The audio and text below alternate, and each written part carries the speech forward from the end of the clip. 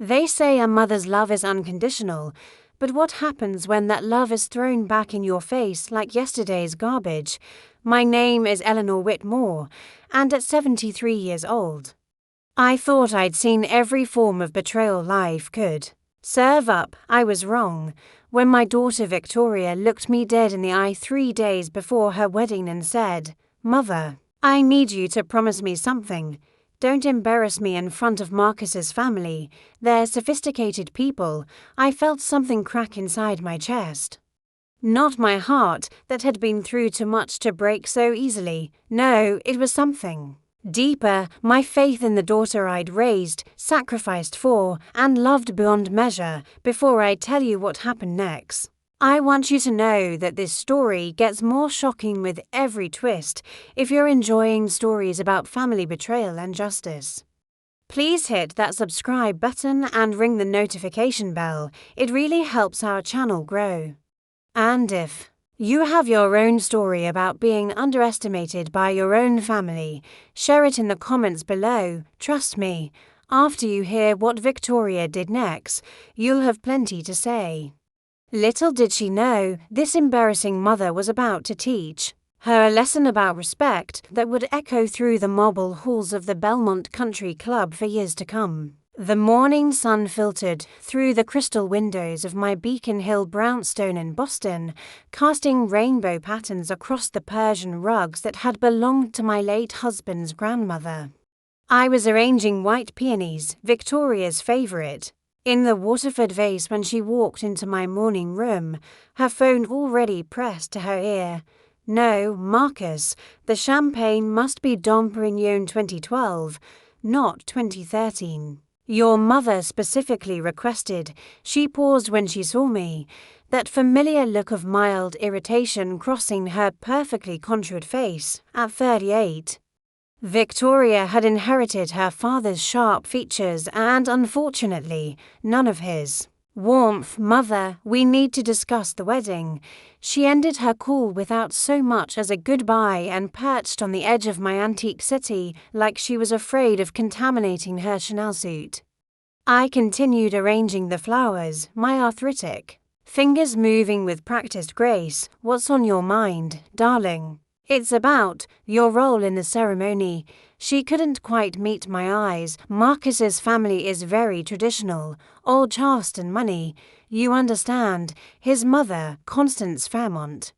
She's quite particular about appearances." The way she said Constance Fairmont, with that breathless reverence, made my stomach turn. I'd met the woman exactly once, at their engagement party 6 months ago. Constance had looked at me like I was something she'd scraped off her Louboutin heel.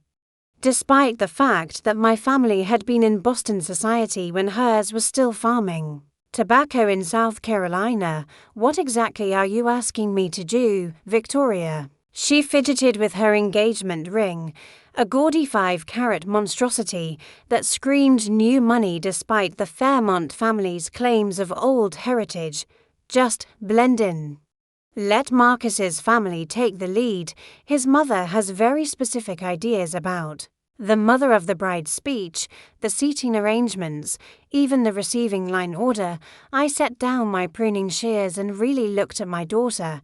When had she become this stranger? This woman who cared more about impressing people she barely knew than honoring the woman who'd raised her alone after her father's death. "I see. And what if I don't agree to blend in?" Her mask slipped for just a moment, and I saw something cold flash in her eyes. "Mother, please don't make this harder than it needs to be. I just want my wedding day to be perfect."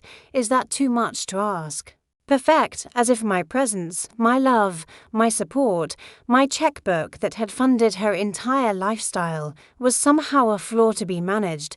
That afternoon, I sat in my late husband's study, surrounded by his leather-bound law books and the smell of his old pipe tobacco that still lingered in the curtains. Richard had been gone for 15 years, but I still came here when I needed to think clearly. Victoria didn't know about the trust fund.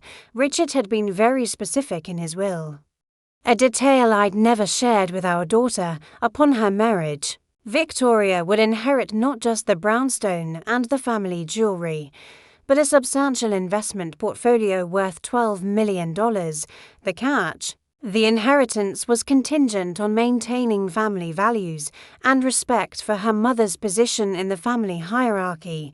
As Richard had quaintly put it, he'd been a brilliant estate attorney. My Richard, he'd seen what money could do to people, how it could twist their priorities and corrupt their hearts. The trust was designed to ensure Victoria would never take me for granted. But there was another clause in that will, one that gave me complete discretionary power over the inheritance. If I felt Victoria was acting against the family's best interests, with one phone call to Richard's law firm, I could delay that inheritance indefinitely. I opened my laptop and began typing in a mail to Harold Stevenson, Richard's old partner who'd become the family attorney, if Victoria wanted to play games about embarrassment and social standing, then perhaps it was time she learned what true consequences looked like. But first, I needed to know exactly what I was dealing with. I picked up my phone and dialed my dear friend Margaret Chen, who'd been the society reporter for the Boston Globe for 30 years before retiring. If anyone knew the real story behind the Fairmont family's old Charleston money, it would be Margaret. Eleanor, darling, how lovely to hear from you. Ready for the big day? That's actually why I'm calling. Margaret, I need you to do me a favor. What do you know about the Fairmont family? Specifically Constance Fairmont and her son Marcus. There was a pause on the other end of the line. Oh, honey, you don't know, do you? My blood chilled. Know what? The Fairmonts are broke, Eleanor. Have been for years. Marcus works for his uncle's construction company in Charleston, and Constance has been living off the charity of distant relatives since her husband died, that old money she loves to brag about. Her grandfather made his fortune in the 1970s selling cheap mobile homes. She's about as old Charleston as a Walmart parking lot. The pieces began falling into place. Marcus's sudden interest in Victoria, who worked as a marketing coordinator and lived in a rental apartment, after meeting her at that charity gala where I'd been honored for my philanthropy. The way Constance's eyes had lit up when she'd learned I owned the Beacon Hill brownstone outright, the rushed timeline for the wedding. They weren't marrying Victoria for love. They were marrying her for my money, and my own daughter was blinded by the fantasy of joining old money society to see she was being used. The next morning, I invited Victoria for lunch at the Union Club, one of Boston's most exclusive establishments where I'd been a member for 40 years. If she wanted to play the game of social positioning, then she'd play it on my home field. Victoria arrived 20 minutes late, breathless and clutching her phone. Sorry, Mother. Constance needed me to confirm the floral arrangements with the florist. Apparently, the white roses aren't exactly the right shade of white. I sipped my tea and studied my daughter's face. Victoria, sit down. We need to have a serious conversation. She perched on the edge of her chair, still clutching her phone like a lifeline. Can we make this quick? I have a dress fitting at 3, and then Marcus and I are meeting with the caterer. The Fairmonts are broke. The words hung in the air between us like a slap. Victoria's face went through a series of expressions: confusion, denial, and, finally, anger. That's ridiculous. Marcus told me his family has been in Charleston society for generations. His mother's maiden name is Pemberton. They're practically Southern royalty. Margaret Chen did some digging for me. Marcus works construction for his uncle. Constance lives in a rental property managed by her late husband's cousin. The Pemberton connection? Her great-grandmother was a Pemberton family maid who had an affair with the younger son. There's no royal blood, Victoria. There's no old money. There's nothing but a very elaborate con. And you're the mark. Victoria's face flushed red. You're lying. You've never liked Marcus.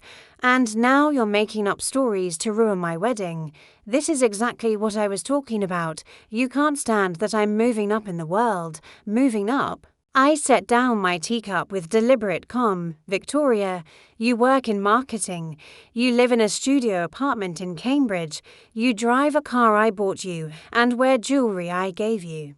What exactly are you moving up from this? She gestured wildly around the elegant dining room, from being Eleanor Whitmore's daughter, the widow who lives in the past and thinks her money makes her better than everyone else. Marcus's family represents real class, real sophistication, not just wealth. The irony was so thick I could have cut it with my butter knife. And what do you think Marcus sees in you, darling? Your marketing salary, your studio apartment, your deep knowledge of Southern society. She stood up so quickly her chair scraped against the floor.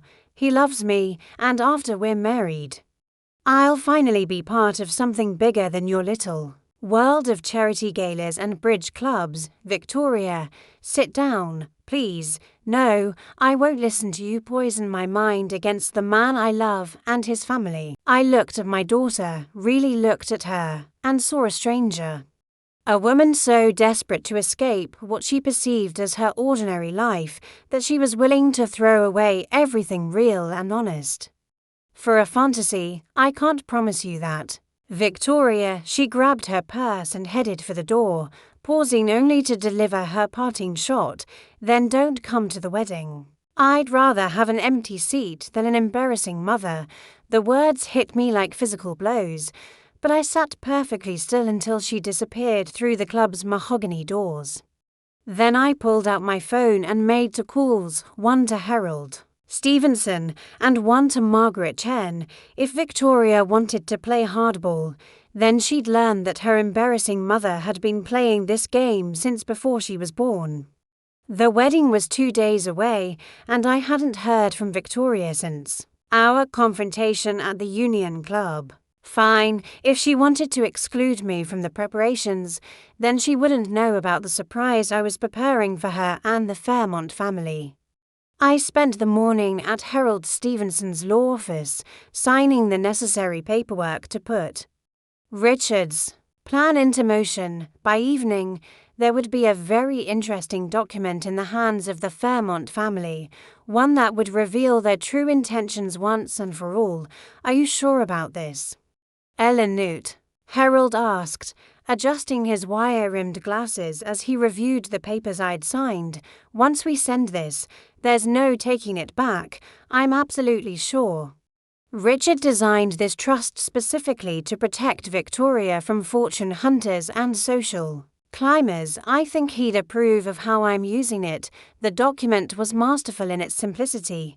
It was a letter from the law firm, sent directly to Marcus Fairmont at his hotel, informing him that upon his marriage to Victoria Whitmore, he would gain access to substantial family assets currently held in trust, including real estate holdings valued at approximately $15 million and liquid assets exceeding $20 million. Of course, the numbers were completely fabricated. The real trust was worth $12 million, and Marcus would never see a penny of it if I had anything to say about it. But the letter would serve its purpose. It would flush out the truth about this marriage and Marcus's real intentions.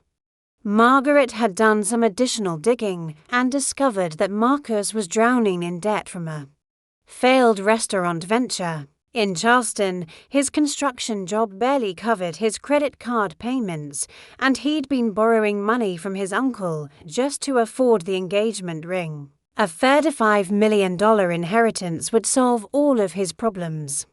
The letter also mentioned that the inheritance was contingent on the family maintaining harmonious relationships and mutual respect, and that any documentation of discord or disrespect toward the matriarch could result in the immediate freezing of all assets. If Marcus was marrying Victoria for love, he'd keep the letter private and continue with the wedding as planned.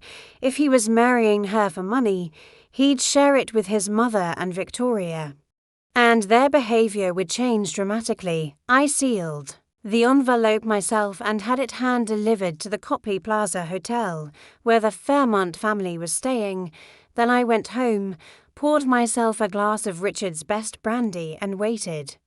I didn't have to wait long. At 9:30 that evening, my doorbell rang. I opened the door to find Victoria, Marcus, and Constance Fairmont standing on my front steps like some twisted version of Christmas carolers.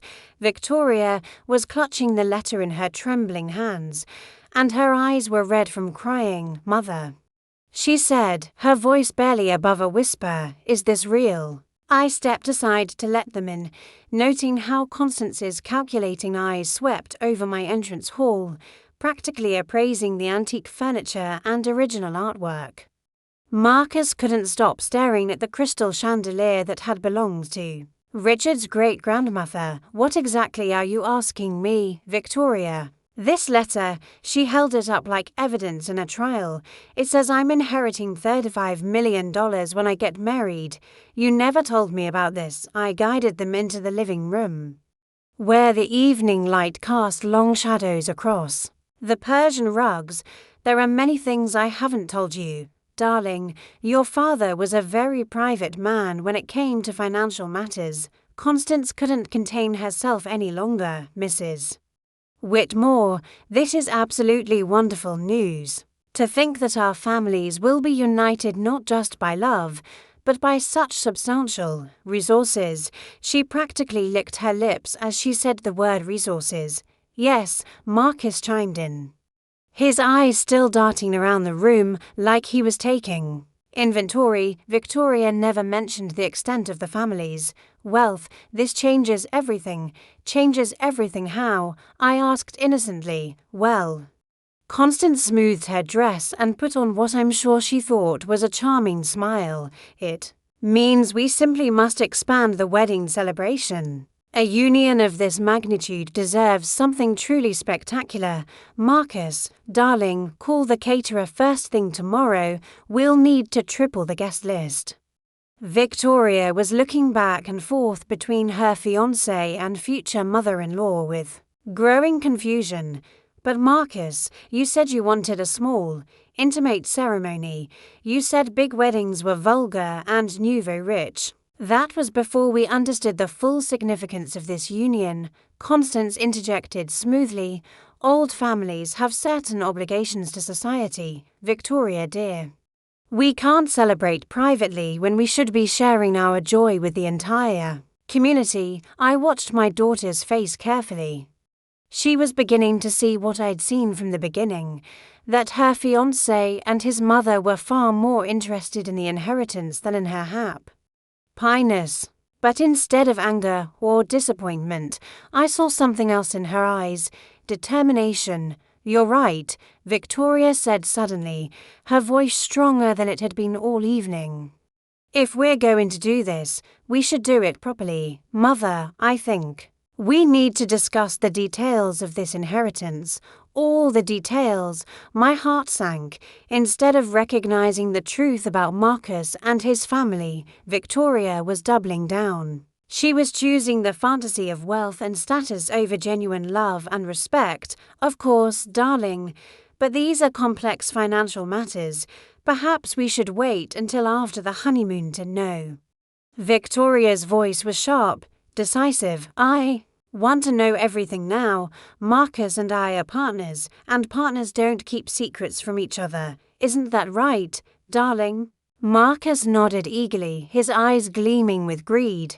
"Absolutely, complete transparency in all things." I looked at my daughter, my only child, the person I'd loved and protected and sacrificed for, and realized that she was willing to betray every value I'd taught her for the promise of social acceptance and financial security. "Very well," I said quietly, "let's discuss the inheritance, ladies." What happened next broke my heart in ways I didn't think were possible.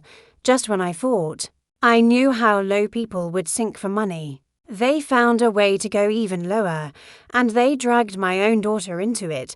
If you have experienced family betrayal or been underestimated by your own loved ones, you're going to want to hear this next part.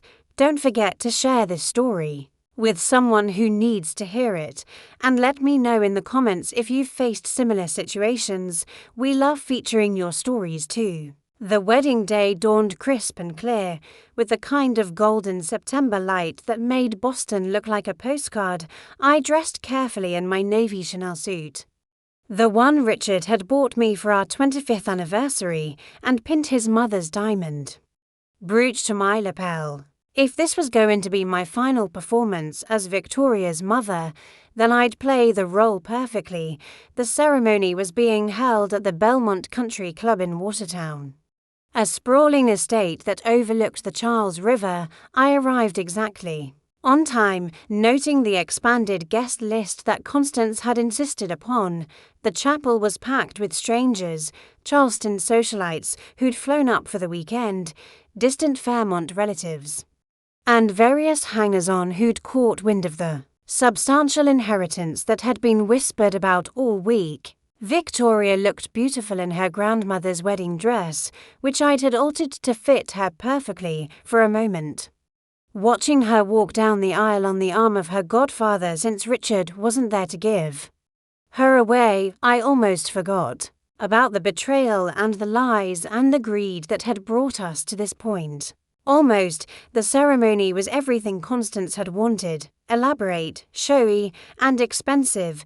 The reception that followed was even more extravagant, with champagne fountains and a 12-piece orchestra and more flowers than I'd ever seen in one place. Victoria floated through it all like a princess in a fairy tale, accepting congratulations and compliments on her wonderful family heritage and bright financial future.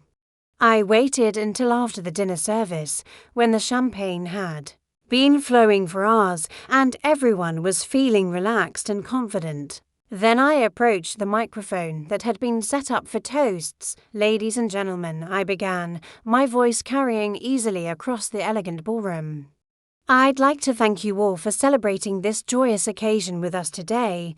The room quieted, all eyes turning toward me. As the mother of the bride, I've been looking forward to this moment for months, the chance to publicly welcome Marcus into our family and to share some thoughts about marriage, love, and family values. Murmurs of approval rippled through the crowd. This was exactly the kind of traditional, sentimental speech they'd been expecting from the wealthy widow, you know. My late husband Richard used to say that marriage reveals people's true character, not just to their spouse, but to the world. He believed that how a person treats their partner's family, particularly their mother, says everything you need to know about their integrity and their intentions. Victoria shifted uncomfortably in her chair. Marcus was smiling, but I could see the tension in his shoulders. So I thought tonight would be the perfect time to share some news about the inheritance that's been the subject of so much conversation. This week, the room fell completely silent. I could see Harold Stevenson at a corner table, his face carefully neutral. Margaret Chen was sitting with the other reporters, her pen poised over her notepad. The letter that Marcus received about Victoria's inheritance was absolutely accurate in one respect. There is indeed a substantial trust fund established by my late husband for our daughter.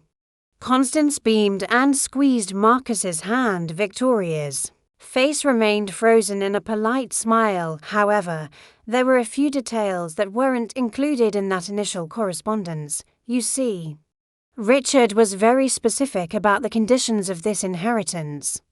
The trust is designed to ensure that Victoria marries someone who loves and respects her for who she is, not for what she brings to the marriage financially. I paused, letting the implications sink in. So Richard included what he called a character test in the trust documents. If Victoria's fiancé or his family demonstrated behavior suggesting they were more interested in money than in Victoria herself, the inheritance would be modified. Marcus had gone very pale. Constance was no longer smiling. Over the past week, I've watched Marcus and his mother plan elaborate expansions to this wedding celebration, discuss obligations to society, and make countless references to the family's new resources. I've listened to conversations about guest lists and social standing and what this marriage means for the Fairmont family's financial future. The room was so quiet I could hear the grandfather clock ticking in the corner. None of these conversations included any mention of love, partnership, or Victoria's happiness. Instead, I heard detailed discussions about how to access the inheritance as quickly as possible and what purchases might be made with the funds. Victoria's face was white as marble. "Mother, what are you saying?" "I'm saying that as of this morning, acting on the authority granted to me by your father's will, I have frozen all inheritance funds pending a complete review of this marriage and its motivations."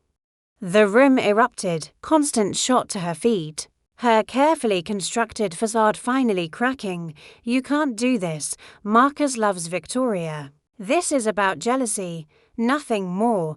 You can't stand that your daughter is moving beyond your control. Actually, I can do exactly this, and I have."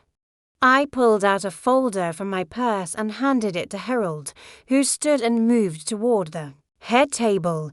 "Those documents contain a complete financial investigation of the Fairmont family, including Marcus's debts, his employment history, and the timeline of his relationship with Victoria. They also include recordings of conversations held in my home 2 nights ago, in which Marcus and his mother discussed how to gain access to the inheritance funds and what they plan to do with the money." Marcus finally found his voice. "Victoria, you can't let her do this to us. We love each other. This money doesn't matter to us."